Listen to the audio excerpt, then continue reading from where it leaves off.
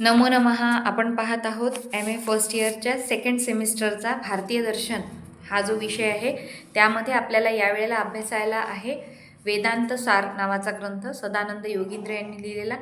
आपण याआधी झालेल्या लेक्चर्समध्ये पाहिलं की वेदांत सार हा जो ग्रंथ आहे तो सदानंद योगींद्र विरचित आहे आणि तो उत्तर मीमांसा म्हणजेच वेदांत या दर्शनावर आधारित आहे. याआधी आपण पाहिलेलं आहे की भारतीय दर्शनाचे दोन प्रकार पडतात, आस्तिक आणि नास्तिक. आस्तिक म्हणजे वेदांना प्रमाण मानणारे आणि नास्तिक म्हणजे वेदांना प्रमाण न मानणारे. तर जे आस्तिक दर्शन आहेत 6 प्रकारचे, न्याय, योग, सांख्य, वैशेषिक, पूर्वमीमांसा आणि उत्तर मीमांसा. त्यापैकी मागच्या सेमिस्टरला आपण न्याय दर्शनावर आधारित प्रकरण ग्रंथ पाहिला होता, तर्कसंग्रह. यावेळेला आपल्याला उत्तर मीमांसा या ग्रंथावर म्हणजे या तत्वज्ञानावर आधारित या दर्शनावर आधारित प्रकरण ग्रंथ असलेला वेदांत सार हा ग्रंथ पाहायचा आहे. त्याचे रचनाकार आहेत सदानंद योगींद्र. त्यांची पूर्ण उपाधीसहित नाव सांगायचं झालं तर परमहंस परिव्राजकाचार्य सदानंद योगींद्र असं त्यांचं नाव आहे. पण सदानंद योगींद्र एवढं लक्षात ठेवलं तरी चालेल. योगींद्र, सदानंद योगींद्र. हे पुस्तकाच्या सुरुवातीला तुम्हाला हे नाव दिसेल. हे वरती जे आलेलं आहे श्रीमद सदानंद योगींद्र विरचित वेदांत सार. ठीक आहे. तर आतापर्यंत आपण मंगलाचरणाचे 2 श्लोक पाहिले. पहिल्या श्लोकामध्ये आपण पाहिले की आत्मतत्वाला सदानंद योगींद्र यांनी स्मरण केलेलं आहे. त्यानंतर स्वतःच्या गुरूंना जे अद्वैत वेदांताचे काय म्हणता येईल प्रवर्तक आहेत, मांडणी करणारे विद्वान लोक आहेत, गुरुजन आहेत, त्यांचं स्मरण त्यांनी या मंगलाचरणांमधून केलेलं आहे. आता तिसरी जी कारिका आहे त्यामधलं विवरण आता आपण बघत होतो. एकदा ती कारिका पाहून घेऊ आपण. तिसरी जी आहे ती पेज नंबर 18वरची. वेदांतो नाम उपनिषद प्रमाणम तद उपकारिणी शारीरिक सूत्रादिनी च अस्य वेदांत प्रकरणत्वात् तदीयैरेव अनुबंधैः तद्वत्ता सिद्धेः न ते लोचनीयाः. त्याचा अर्थ पाहिला होता वेदांत म्हणजे प्रमारूप ब्रह्मविद्येची प्रमाणरूप उपनिषदे आणि त्याला ते समजण्यासाठी सहाय्य करणारे ब्रह्मसूत्र इत्यादी ग्रंथ होत. मग वेदांत म्हणजे काय तर प्रमारूप ब्रह्मविद्येचे प्रमाणरूप उपनिषदे, ब्रह्मविद्या जाणून घेण्यासाठी उपयुक्त असलेले उपनिषदे आणि त्याला समजण्यासाठी सहाय्य करणारे ब्रह्मसूत्र यांची रचना केली बादरायण यांनी ब्रह्मसूत्रांची इत्यादी ग्रंथ होत. वेदांत सार हा ग्रंथ वेदांत शास्त्राचे प्रकरण ग्रंथ असल्यामुळे हे लक्षात ठेवायचं की वेदांत सार हा ग्रंथ काय आहे, वेदांत शास्त्राचा प्रकरण ग्रंथ आहे. त्याचे वेदांत शास्त्राचे जे अनुबंध आहेत तेच याचे वेदांत सार या ग्रंथाचे आहेत, म्हणून ते वेगळे सांगण्याची आवश्यकता नाही. दुसऱ्या श्लोकात वेदांत सार प्रतिपादन करतो असे म्हटले आहे. त्यातील वेदांत शब्दाचा अर्थ स्पष्ट करतात. वेदांतः वेदानाम अंतः. वेदांतः संहिता, ब्राह्मण, आरण्यक आणि उपनिषद असे वेदाचे 4 भाग आहेत. त्यातील शेवटचा भाग जो उपनिषद त्याला मुख्यतः वेदांत, वेदांचा अंत असं म्हटलेले आहे. उपनिषद प्रमाणम. प्रमाण म्हणजे प्रमेचे साधन. प्रमा म्हणजे योग्य ज्ञान. प्रमा म्हणजे योग्य ज्ञानच्या खाली अंडरलाईन करा. उपनिषदः एव प्रमाणम किंवा उपनिषदो यत्र प्रमाणम.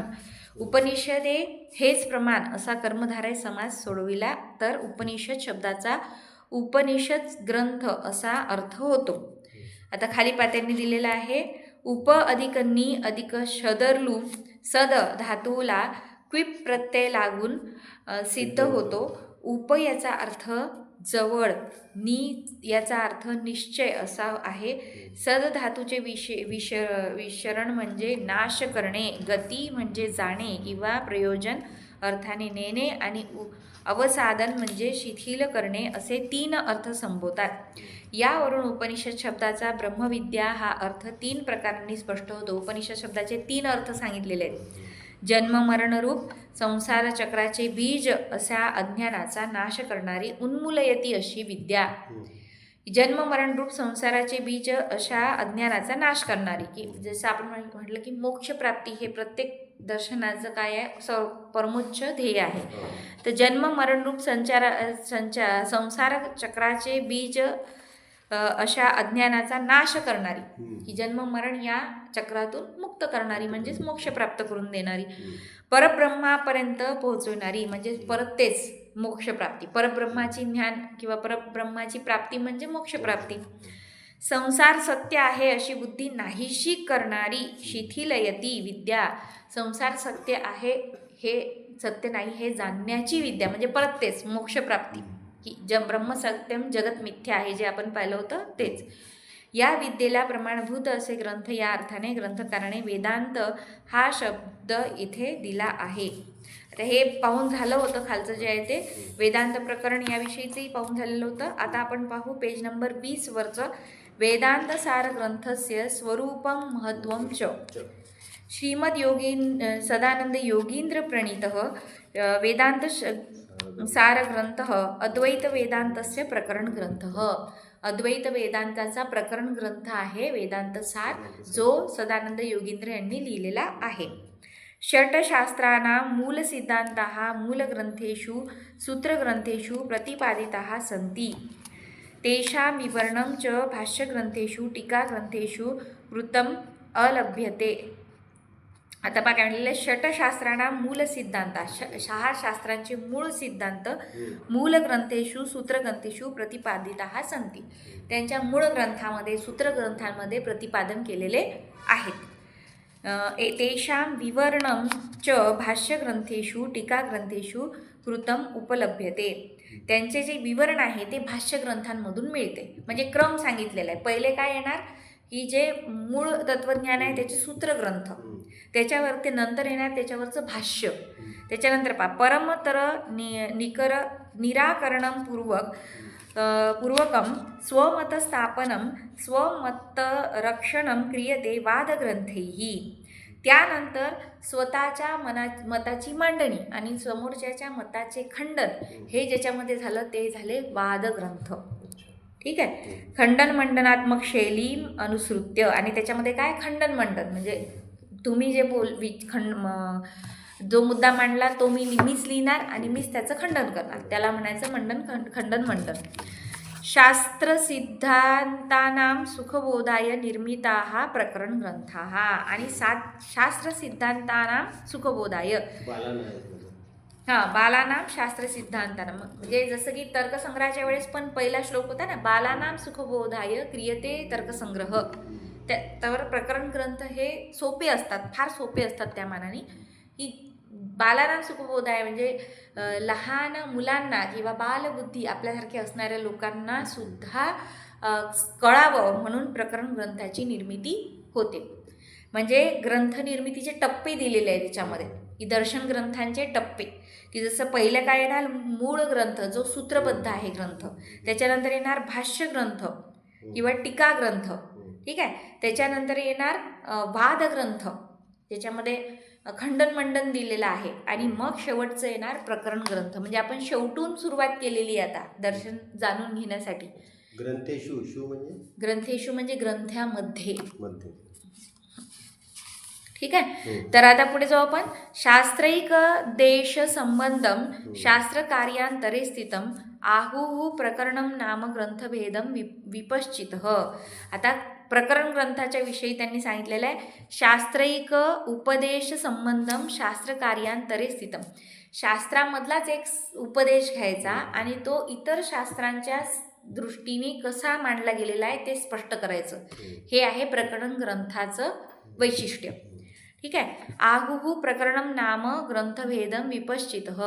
आणि आहू म्हणजे म्हटल्या जाते, प्रकरणम नाम ग्रंथभेद, त्याला काय म्हटलं जातं मग प्रकरण नावाचा ग्रंथ असं म्हटलं जातं. हे आहे वर्णन आलेलं पुराणे. पराशर नावाचं उपपुराण जे आहे त्याच्यामध्ये प्रकरण ग्रंथांचं वर्णन या पद्धतीने आलेलं आहे. इति प्रकरण ग्रंथस्य लक्षणम, हे प्रकरण ग्रंथाचं लक्षण आहे. प्रकरण ग्रंथे केवलम स्वशास्त्र सिद्धांतानां सुगमरित्या निरूपणं कृतम अस्ति. प्रकरण ग्रंथामध्ये केवळ स्वशास्त्र सिद्धांताचं सुगम रीतीने, सोप्या पद्धतीने निरूपण केलेलं असते. पूर्वपक्ष स्थापनम तन्निराकरणादिकं च न दृश्यते. मात्र वादग्रंथांमध्ये जसं खंडन मंडन दिसतं ना, की तुम्ही काय म्हटलं, मग त्याच्यावर मी काय उत्तर दिलं, हे या ठिकाणी प्रकरण ग्रंथामध्ये मात्र आपल्याला दिसणार नाही. म्हणून म्हटलंय पूर्वपक्ष स्थापनम, पूर्वी म्हटलेल्या लोकांचा पक्ष स्थापन करणे, त्याचं निराकरण करणे, हे न दृश्यते, हे दिसत नाही. निरूपण म्हणजे त्याच्यावरती भाष्य करणे, बोलणे, त्याचं म्हणजे विवरण करणे या अर्थाने. नंतर आहे पूर्वपक्ष स्थापनम तद न दृश्यते. पुढे आहे ब्रह्मसूत्राणी शांकर भाष्यम भामती पंचपादिकादी टीकाग्रंथ. तर टीकाग्रंथ कोणकोणते आहेत मग? ब्रह्मसूत्राणी, शंकर भाष्यम, भामती पंचपादिकादी टीकाग्रंथ, इष्टसिद्धी, ब्रह्मसिद्धी, अद्वैतसिद्धी इत्यादयः सिद्धिग्रंथाः, न्यायमकरन्द चित्सुखी मंडखाद्यम इत्यादयः वादग्रंथाः, अद्वैतवेदान्तस्य सिद्धान्तान् विद्वद्वेद्य गंभीररीत्या सविस्तरं प्रतिपादयन्ति. मग अद्वैत वेदांताचा जो सिद्धांत आहे तो विद्वज्जनांनी गंभीररित्या सविस्तर मांडलेला आहे. तान सिद्धांतान पंचदशी वेदांत सिद्धांत मुक्तावली सदृशाः ग्रंथाः शास्त्रप्रवेशार्थं जिज्ञासून नीतिकठिनतया रीत्या बोधयन्ति. मग त्यांमध्ये त्यातील सिद्धांतांना पंचदशी वेदांत सिद्धांत मुक्तावली सदृशाः म्हणजे वेदांत सिद्धांत मुक्तावली सारखे ग्रंथ शास्त्रप्रवेशार्थम, शास्त्राचा प्रवेश करण्यासाठी, म्हणजे शास्त्रात प्रवेश करणे म्हणजे शास्त्र शिकण्याला सुरुवात करताना जर एखादा आपण ग्रंथ हातात घेतो, जिज्ञासून नीती कठीणतया रीत्या बोधयंती. नाती कठीणतया म्हणजे सोप्या पद्धतीने कळायला मदत होतो. हा ग्रंथाचं नाव दिलेलं ते वेदांत सिद्धांत मुक्तावली. वेदांत सार ग्रंथो अपि एतादृश एव प्रकरणं ग्रंथ गद्यशैल्या लिखितः पंचदशतमे शतके. आणि वेदांत सार ग्रंथसुद्धा अशाच प्रकारचा प्रकरण ग्रंथ आहे जो की सोप्या पद्धतीने विषय प्रवेश व्हावा म्हणून अभ्यासकांनी वाचावा असा तो ग्रंथ आहे. गद्यशैलीमध्ये आहे, म्हणजे त्याच्यामध्ये श्लोक नाहीत. ठीक आहे. लिखित पंचदशतमे शतके म्हणजे 15व्या शतकामध्ये तो लिहिला गेला. 15वें शतक. पंचदश म्हणजे 15वं शतक. पंचदशतमे शतके म्हटलंय ना, म्हणून 15वे शतक. अद्वयानंदानां शिष्य सच्चिदानंद योगींद्र अस्य ग्रंथस्य रचयिता.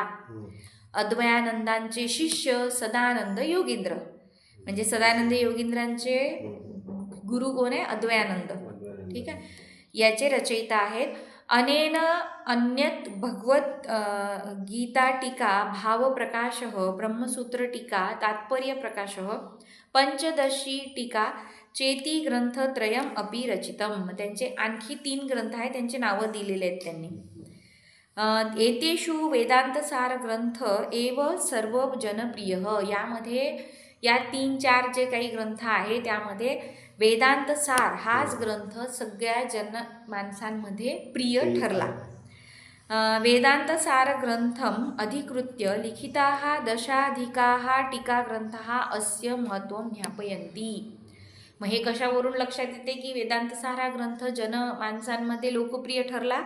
कारण की एकट्या वेदांत सार या ग्रंथाला अनुसरून 10 टीका लिहिल्या गेल्या त्याच्यावरती.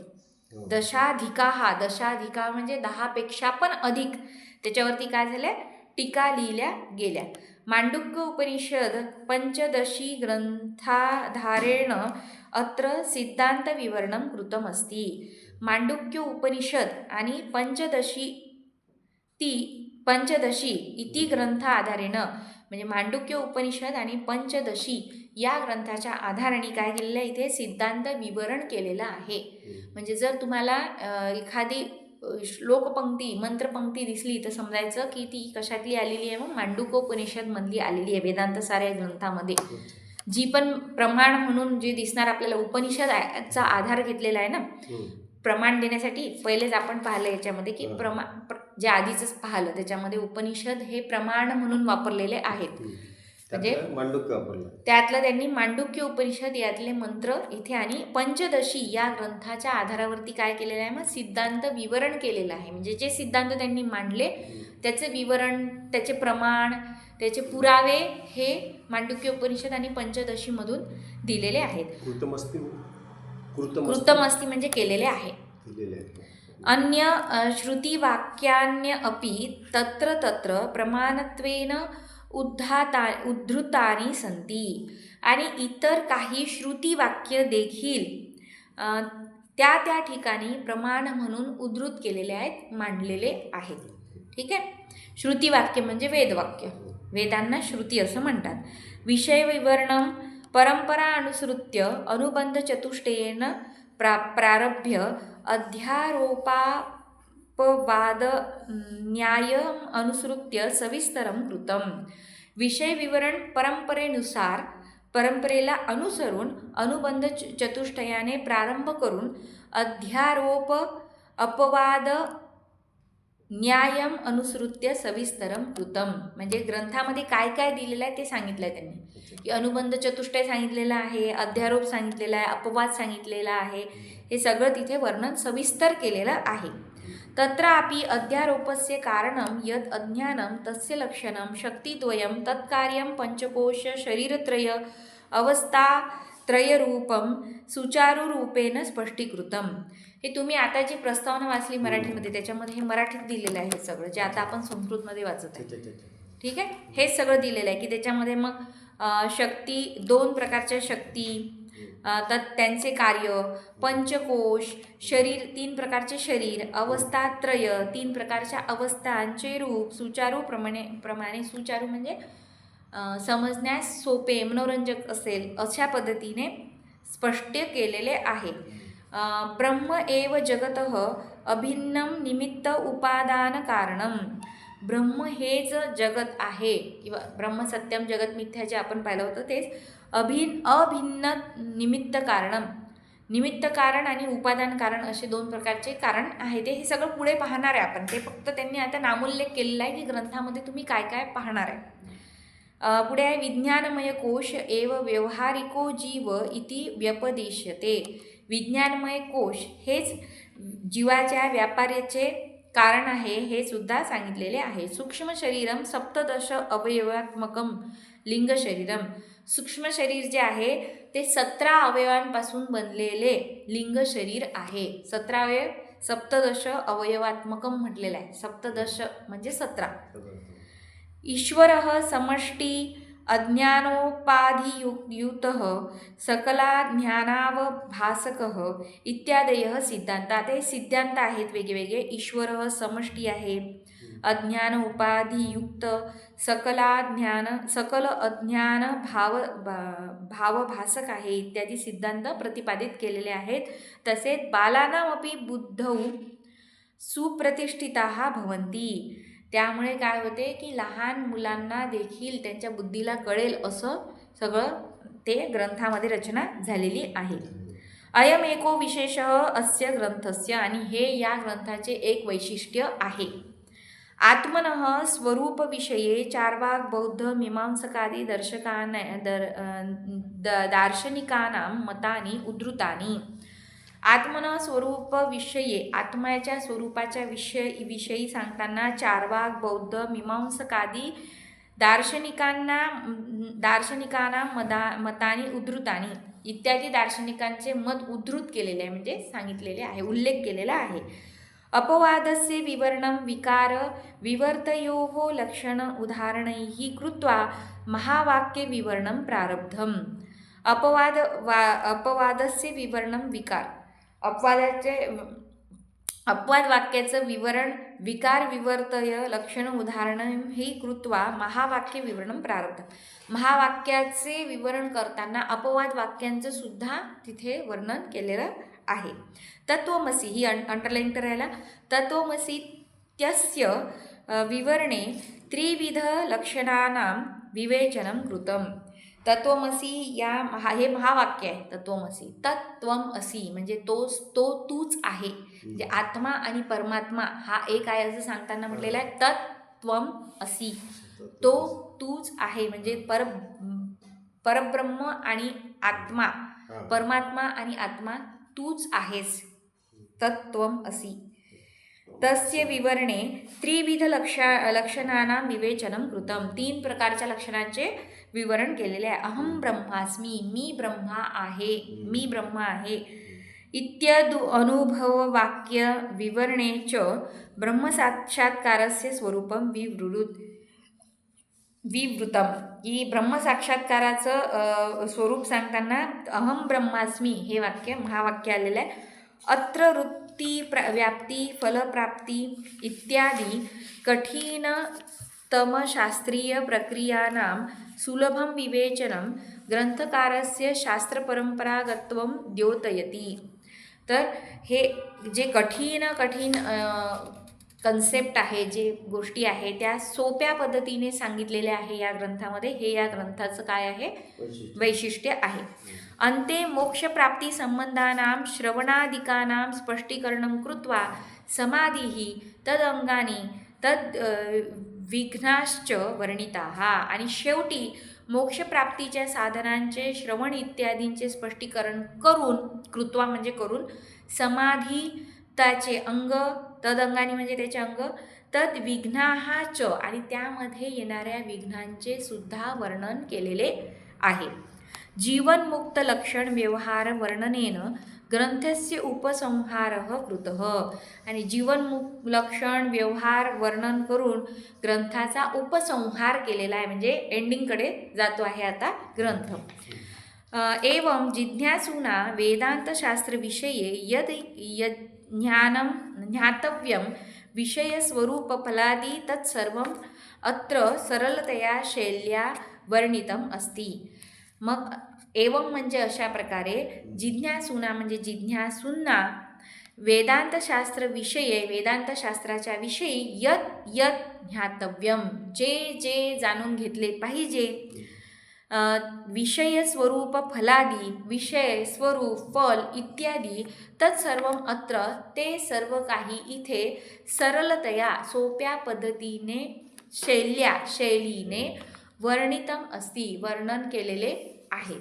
ठीक आहे।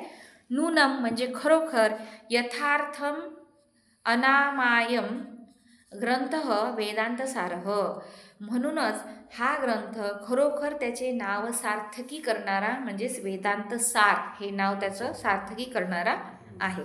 ठीक आहे। नूनम म्हणजे खरोखर। तर अशा प्रकारे आपण वेदांत सार ग्रंथाचं स्वरूप आणि महत्त्व पाहिलं, संस्कृत भाषेमध्ये वर्णन केलेलं होतं। हेच तुम्हाला प्रस्तावनेमध्ये मराठीत सुद्धा वर्णन केलेलं आहे। आपण आता मराठीत सुद्धा पाहिलं, प्रत्येक लाईन आपण संस्कृतमधली प्रत्येक ओळ मराठीमध्ये भाषांतरित करून सुद्धा पाहिली। आता पहा, तिसरी कारिका जी आहे त्याच्यात दिलेला आहे तत्रानुबंधो नाम अधिकारी विषय संबंध प्रयोजनानी अधिकारी तु विधिवत धीत वेद वेदांगत्वेनापाततो अधिगता अखिल वेदार्थो अस्मिन् जन्मनि जन्मांतरे वा काम्य निषिद्ध वर्जन पुरस्परम नित्य नैमित्तिक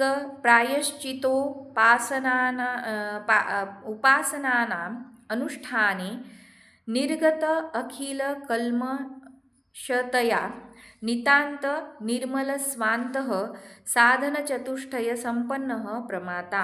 आता याला IMP करा, हे खूप जास्त इम्पॉर्टंट आहे। प्रत्येक पेपरमध्ये अनुबंध चतुष्टय आणि साधन चतुष्टय हा प्रश्न येतो म्हणजे येतो। 3 नंबर पेज नंबर 22 वरती या कारिकेला IMP म्हणून करा, हे तुम्हाला येणार म्हणजे येणार। पण आता काय म्हटलेलं आहे त्यात, अनुबंध म्हणजे अधिकारी हां, म्हणजे कारिका आहे, कारिका. तिसरी कारिका.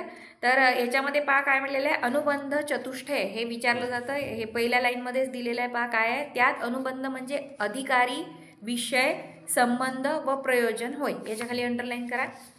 अनुबंध म्हणजे काय, अधिकारी, विषय, संबंध व प्रयोजन. हे 4 पाठ करायचे आपल्याला. कोणते कोणते आहे, अधिकारी, विषय, संबंध आणि प्रयोजन. ठीक आहे. आता पुढे जाऊ आपण. या जन्मात किंवा दुसऱ्या जन्मात वेद आणि वेदांगांचे विधीपूर्वक अध्ययन करून त्याद्वारा वेदांच्या सर्व अर्थाचे सामान्य रूपाने आपततः ज्ञान ज्याला झाले आहे, त्याचप्रमाणे काम्य व निषिद्ध कर्माचा त्याग केल्यामुळे आणि नित्य नैमित्तिक प्रायश्चित्त व उपासना या कर्माचे अनुष्ठान केल्यामुळे सर्व कल्मश दूर झाल्या कारणाने ज्याचे अंतःकरण अतिशय निर्मळ झाले आहे आणि ज्याने 4 साधने संपादन केली आहेत असा प्रमाता तो अधिकारी होय. आता पहा, हे सांगितलेलं आहे की जो ग्रंथ आहे त्याला वाचणारा अधिकारी कोण.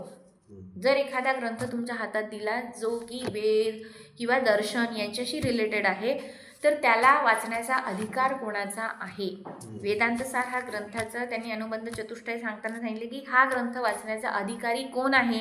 हे सांगताना ते सांगतात की या जन्मात किंवा दुसऱ्या जन्मात म्हणजे अगोदरच्या जन्मात आपल्या इथे, कारण की सनातन धर्मामध्ये आपण पुनर्जन्मावरती विश्वास ठेवतो, म्हणून म्हटलेलं आहे की या जन्मात म्हणजे आपल्या ह्या जन्मामध्ये किंवा पूर्वीच्या जन्मामध्ये दुसऱ्या जन्मात वेद आणि वेदांगाचे विधीपूर्वक अध्ययन करून त्याद्वारा वेदांच्या सर्व अर्थाचे सामान्य रूपाने आपाततः ज्ञान ज्याला झाले आहे. आता मागच्या जन्मामध्ये ज्ञान असेल हे कसं कळत असेल की जसं की शंकराचार्य जे होते त्यांनी वयाच्या 4थ्या वर्षी, मी आपण काल चर्चा केली होती परवाच्या लेक्चरला, की 4थ्या वर्षी शंकराचार्यांना 4ही वेद मुखोद्गत झाले होते.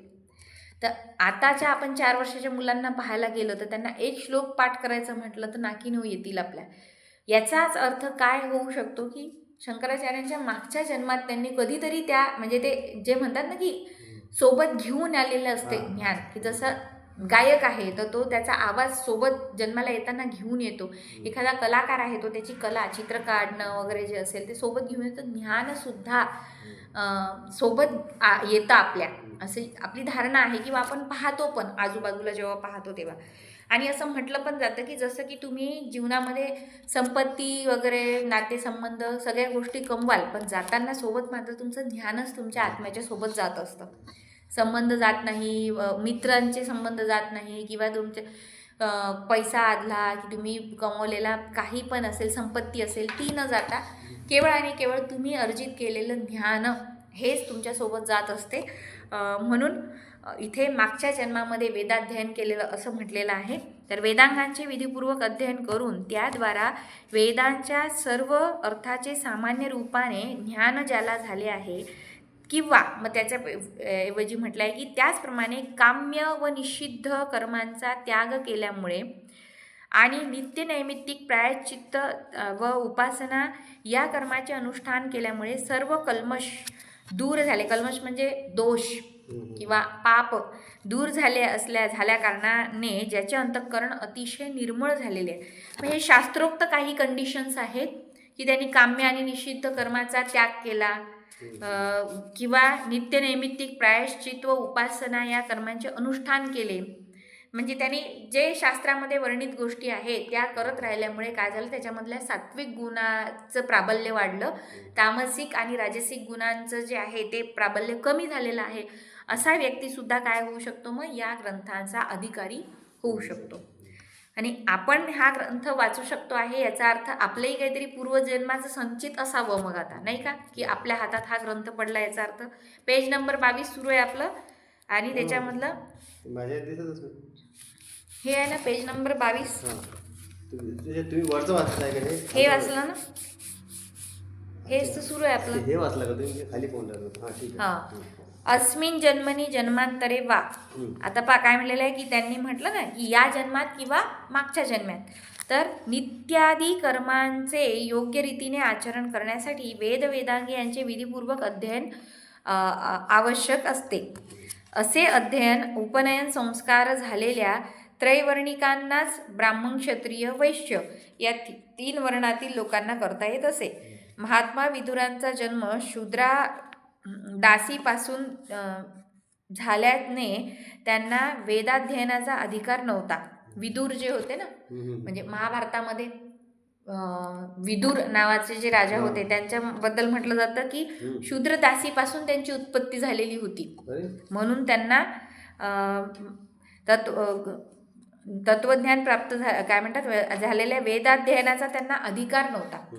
म्हणजे जे हे होते ना, जे पांडव होते त्यांचा जो आधीचा म्हणजे पांडवांचे वडील पांडू आणि जे पांडू राजा, त्याच्यानंतर धृतराष्ट्र आणि विदुर हे जे होते ते तीन जे होते ना, ते व्यासांपासून निर्माण झालेल्या संतती आहेत. ह्या महर्षी व्यास तिघही भाऊ. मग ते व्यासांनी अंबा, अंबिका आणि अंबालिका यांच्यासोबत नियोग प्रक्रियेतून ते संतती प्राप्त केल्या होत्या. तर मग त्यातल्या त्या अंबा, अंबिका आणि अंबालिकांच्या बाबतीत असं झालं की